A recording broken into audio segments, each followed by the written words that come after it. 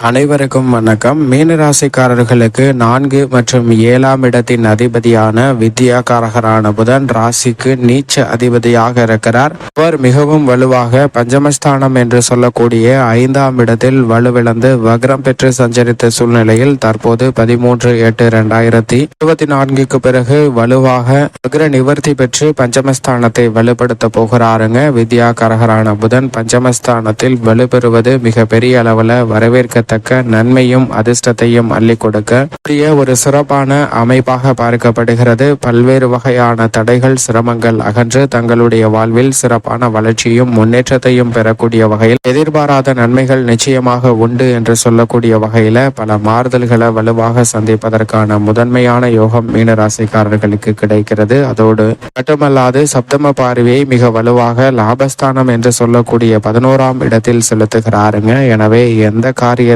கையில் எடுத்தாலும் அவை லாபம் நிறைவாக பெறுவதற்கான முதன்மையான யோகம் வித்யாகாரகரான புதனின் அமைப்பால் மீனராசிக்காரர்களுக்கு நிச்சயம் உண்டு. இந்த வேளையில் வித்யாகாரகரான புதன் பஞ்சமஸ்தானம் என்று சொல்லக்கூடிய 5ஆம் இடத்தில் வலுப்பெறுவதால் குடும்ப ரீதியாக பல பிரச்சனைகள் நிச்சயமாக சுமூகமான தீர்வுக்கு உள்ளாகக்கூடிய யோகம் வலுவாக கிடைக்கிறது. அதோடு மட்டுமல்லாது இந்த வேளையில் பல அதிரடியான முடிவுகளை சிறப்பாக திட்டமிட்டு செயல்படுவதற்கான யோகம் வலுவாக கிடைக்கிறது. பல்வேறு வகையான காரிய தடைகள் இந்த தருணத்தில் விலகுகிறதுங்க. பூர்வீக சொத்துக்கள் ரீதியான பிரச்சனை பெரும் அளவில் குறையும். புதிய சொத்துக்கள் வாங்கக்கூடிய வகையில் நல்ல வாய்ப்புகளும் சந்தர்ப்பங்களும் இந்த தருணத்தில் நிறைவாக உண்டு. புதிய வேலை வாய்ப்பு என வருமானத்தை உயர்த்தி கொள்ளக்கூடிய வகையில் பல நல்ல சந்தர்ப்பங்களை பஞ்சமஸ்தானத்தில் வீற்றிருக்கக்கூடிய வித்யாகாரகரான புதன் நிச்சயம் மீன ராசிக்காரர்களுக்கு உருவாக்கி கொடுப்பார். உணர்ச்சி வசப்படாமல் முன்கோபத்தை தவிர்த்து அனைத்து விதமான பணிகளிலும் சிந்தித்து நிதானத்துடனும் பொறுமையுடனும் கையாளுவதற்கான